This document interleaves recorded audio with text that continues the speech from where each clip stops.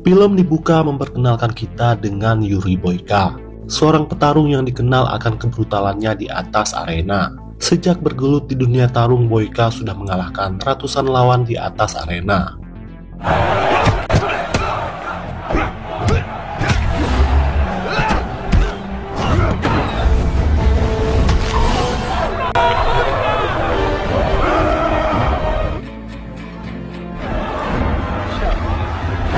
Pada adegan lain kita diperkenalkan dengan Dmitri, seorang petarung asal Rusia yang dijuluki sebagai seorang raksasa karena perawakannya yang sangar dan gaya bertarungnya yang sangat brutal. Bahkan jauh lebih brutal dari Yuri Boyka. Bahkan Dmitri sudah beberapa kali menghabisi lawannya di atas arena. Maka dari itulah Dmitri divonis penjara seumur hidup. Kendati demikian, sewaktu-waktu Dmitri tetap dipaksa bertarung oleh para petinggi polisi korup Rusia.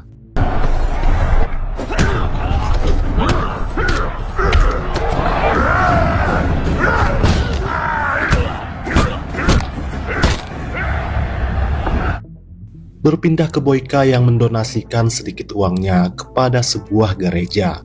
Namun kebaikan dari Boyka dipertanyakan oleh seorang pendeta di sana. Dia menganggap uang yang Boyka donasikan adalah uang haram. Sebab cara Boyka mendapatkan uang adalah dengan memakai cara kekerasan, yaitu dengan menyakiti manusia lainnya. Si pendeta menyarankan agar Boyka berhenti menjadi seorang petarung. Dengan begitu barulah hidup Boyka akan diberkahi oleh Tuhan.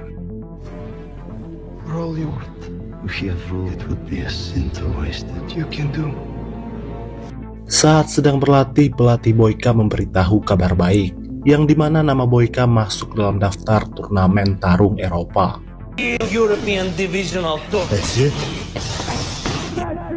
Tapi ada seorang petarung lagi yang harus Boyka kalahkan dalam ajang tarung kualifikasi.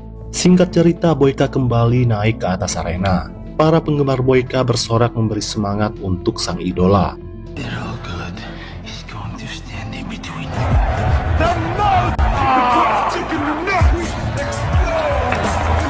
Lawan Boyka kali ini adalah seorang petarung dari Rusia dan ia diketahui bernama Viktor.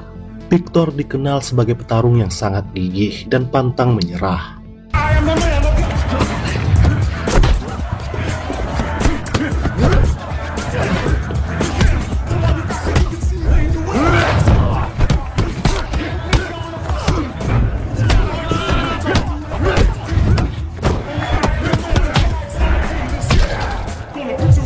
Sebenarnya Viktor sudah tumbang berkali-kali. Boyka juga sudah mulai tidak tega untuk melancarkan serangannya.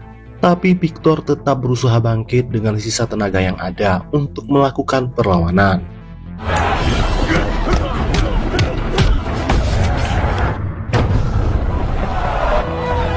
Namun pada akhirnya Boyka berhasil mengalahkan Viktor dengan membuatnya tumbang tak berdaya. Dengan begitu, Boyka resmi beraksi dalam ajang tarung turnamen Eropa.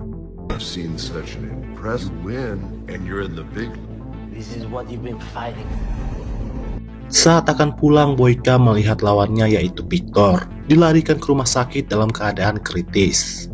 Boyka terlihat sedikit menyesal telah membuat Viktor sekarat.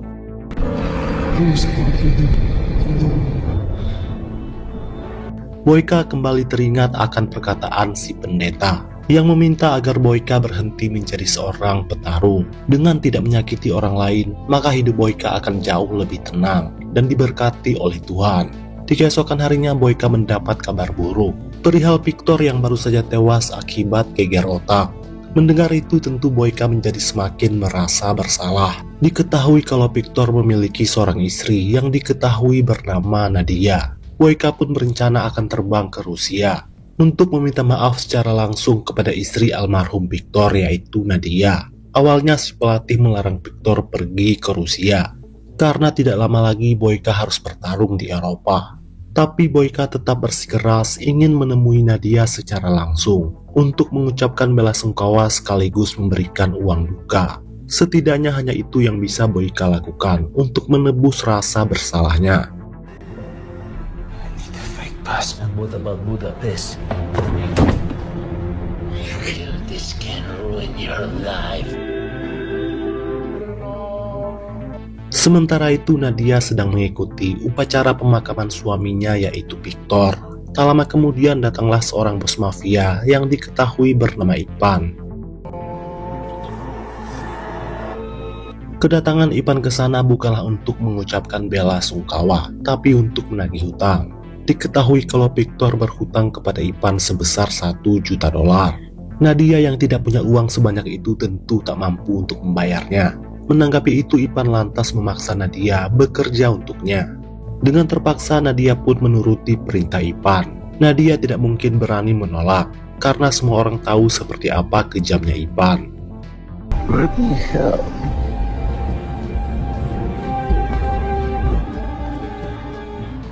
Boyka. Sementara itu, Boyka telah sampai ke Rusia. Sebelum mendatangi Nadia, Boyka beristirahat dulu di kamar penginapannya.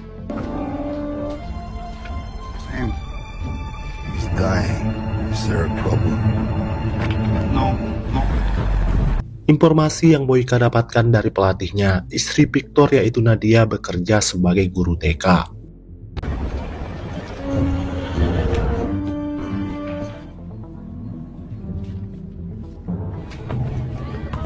Di pagi harinya, Boyka langsung mendatangi sekolah TK tersebut untuk menemui Nadia.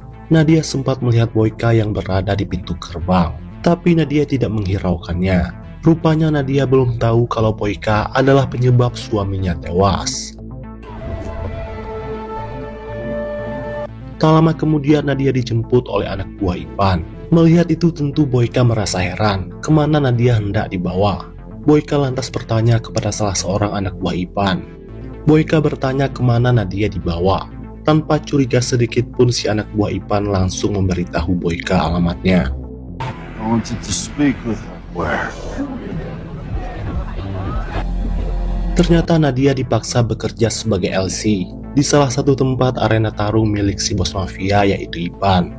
Pada malam harinya, Boyka langsung mendatangi tempat tersebut. Malam itu sedang terjadi sebuah pertarungan sengit.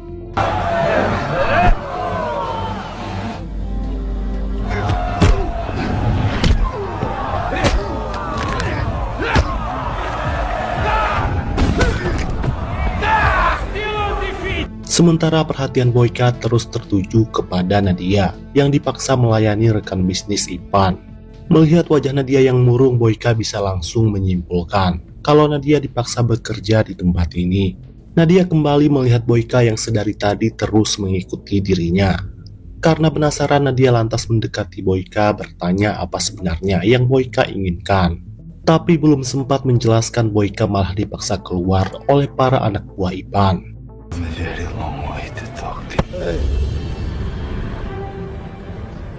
Boyka mengatakan kedatangannya ke sini bukan untuk membuat onar, tapi hanya ingin bertemu dengan Nadia.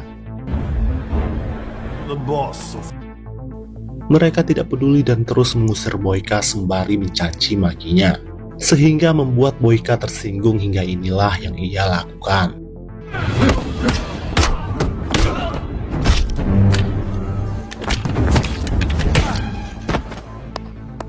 Kebetulan sekali Ipan baru datang dan melihat skill baku hantam Boyka. Ipan langsung tahu kalau Boyka adalah seorang petarung pro.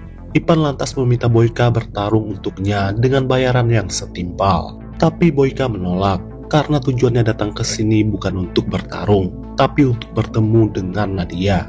Mendengar itu, Ipan lantas mengatakan jika Boyka ingin bertemu dengan Nadia di tempat ini, maka Boyka harus meminta izin terlebih dahulu kepada dirinya.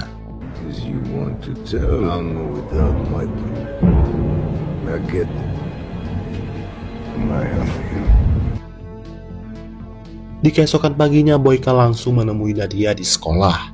Setelah bertemu, Nadia langsung meminta maaf karena dirinya Boyka diusir oleh para anak buah Ipan. Nadia lantas menjelaskan dirinya terpaksa bekerja untuk Ipan demi membayar hutang almarhum suaminya. Ternyata suami Nadia yaitu Victor berhutang untuk membangun sekolah ini.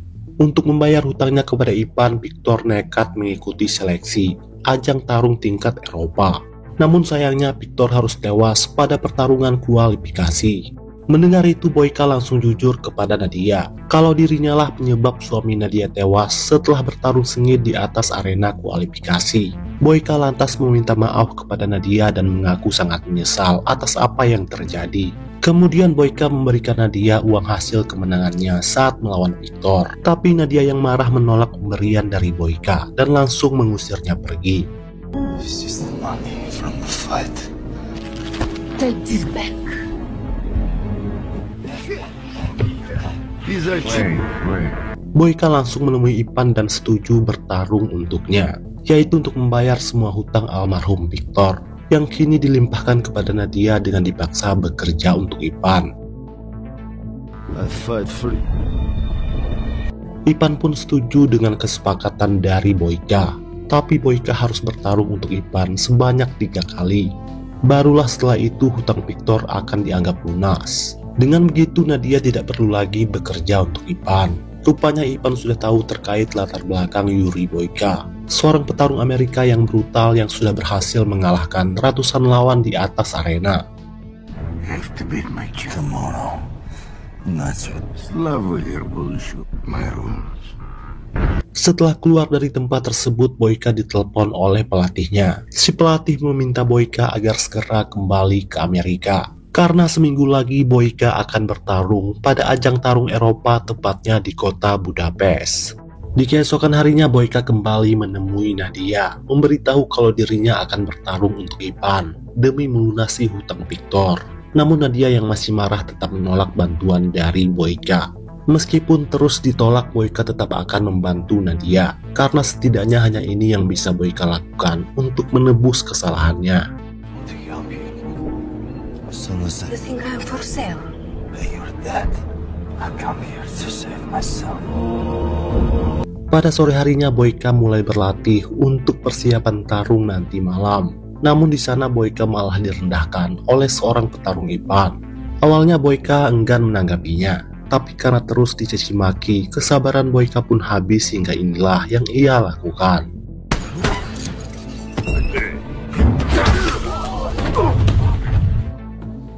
Singkat cerita, pada malam harinya Boyka bersiap akan bertarung. Saat hendak naik ke atas arena, Boyka sempat diteriaki oleh para penonton yang tidak suka dengan dirinya. Tapi setelah melihat aksi Boyka yang memukau, mereka semua malah terkagum-kagum.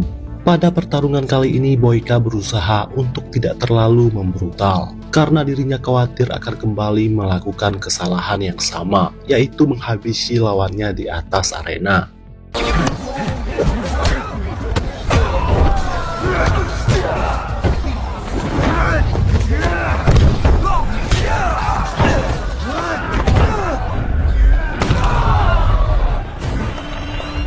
Kendati demikian, Boyka tetap memenangkan pertandingan ini. Saat turun dari arena, Boyka sempat diintimidasi oleh seorang petarung bernama Igor, tapi Boyka tak menanggapinya. I expected, but don't get too. Tak lama setelah itu, Nadia menemui Boyka sembari membawa minuman.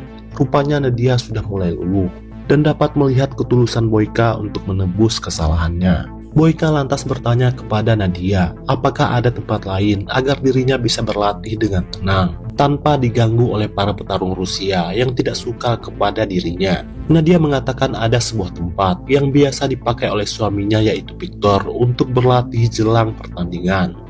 Di keesokan harinya, Nadia langsung membawa Boyka ke tempat latihan tersebut, yang ternyata berada di gedung sekolahnya. Stop bothering. Melihat Boyka yang sedang berlatih malah membuat Nadia semakin rindu kepada almarhum suaminya. Singkat cerita, Boyka kembali bertarung di bawah kendali Ipan. Namun kali ini lawan Boyka tidak hanya satu orang saja.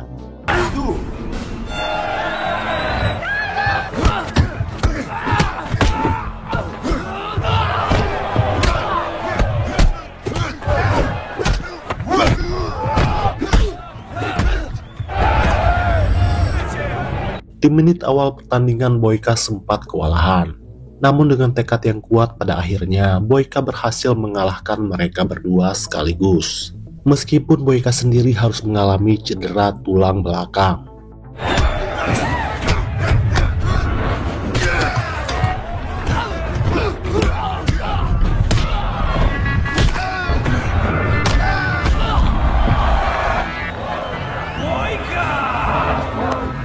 Kemenangan kedua Boyka ini semakin membuat Ipan yakin kalau Yuri Boyka adalah seorang petarung yang tidak bisa terkalahkan. Maka dari itulah Ipan langsung menghubungi kepala polisi korup penjara Rusia untuk memaksa si napi petarung sangar yaitu Dimitri untuk ditarungkan melawan Boyka. Untuk mengeluarkan Dimitri dari sel dan memaksanya untuk membrutal, tentunya Ipan harus mengeluarkan uang yang tidak sedikit.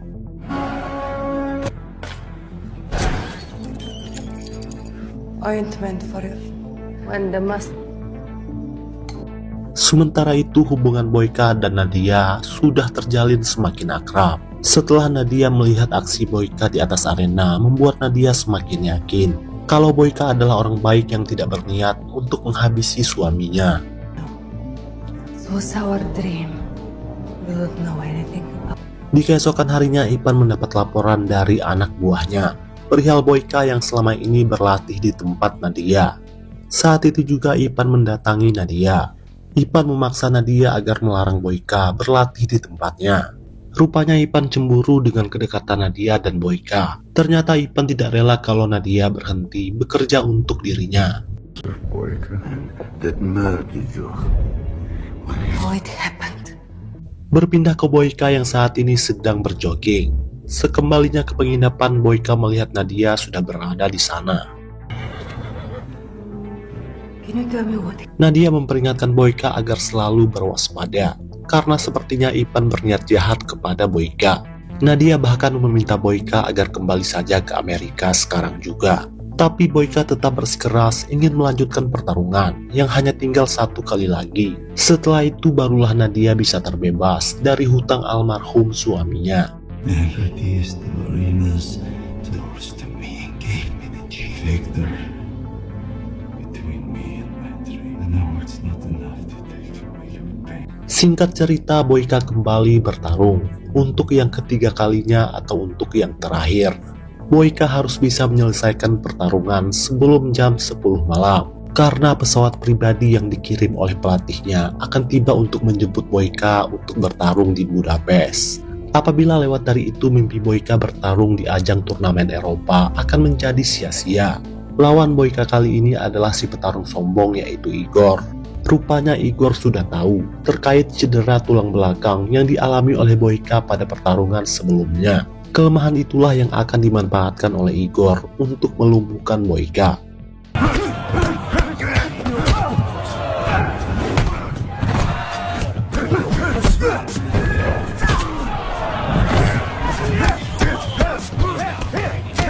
Meski sempat kewalahan, namun pada akhirnya Boyka berhasil mengalahkan Igor.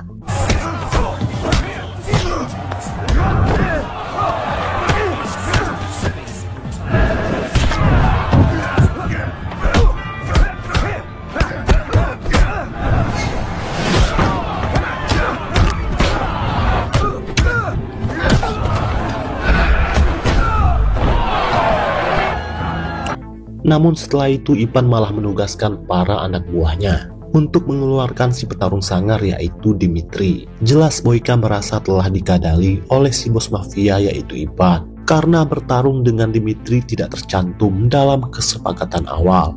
Tapi mau tidak mau Boyka harus melawan Dimitri.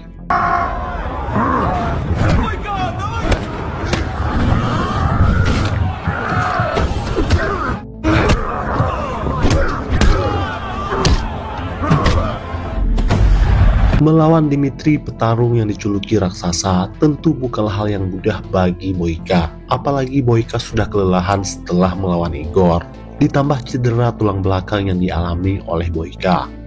Namun Boyka yang cerdas bisa melihat kelemahan Dimitri, hingga tanpa disangka Boyka berhasil mengalahkan si napi petarung sangar ini.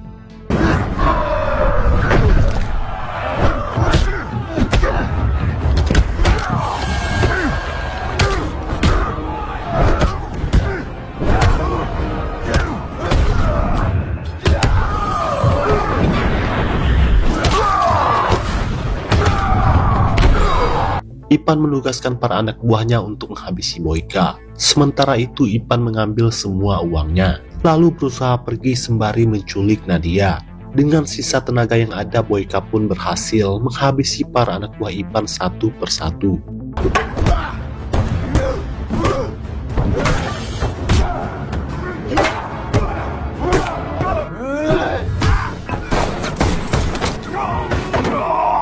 Setelah itu Boyka berusaha mencegat Ivan yang tengah mengancam Nadia. Sehingga di suatu kesempatan Boyka berhasil menyelamatkan Nadia dengan menghabisi Ivan. Fight it just like her.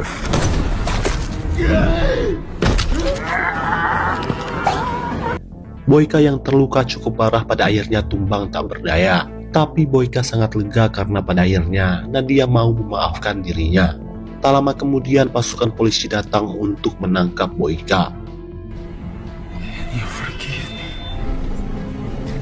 You're under arrest.